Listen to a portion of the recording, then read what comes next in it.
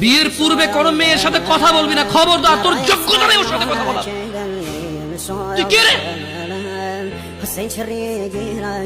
বামন হয়ে চাঁদের দিকে হাত বাড়াবি না। আমার বোনরা চাঁদ। ওয়াল্লাহি যেদিন ইসলামী শাসন আসবে, যেদিন ইমাম মেহেদী আসবে, যেদিন ঈসা আলাইহিস সালাম আবার আসবে, ওনার বন্ধের উপর যারা হাত দেবে উনি হাত কেটে ফেলবে। বামন হয়ে চাঁদের দিকে হাত বাড়াবি। আমার বোনরা চাঁদ।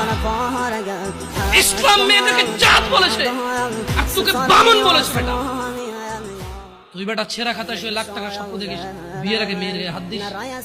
সাহস কত? তোর সাহস কত? তুই জানিস না মুহাম্মদ সাল্লাল্লাহু আলাইহি সাল্লাম বলছে নেক স্ত্রী দুনিয়াতে যা আছে ওর চেয়ে বেশি উত্তম। তুই কি করে ওর গায়ে হাত দিস বিয়ের আগে? তোর সেই যোগ্যতা আছে বল?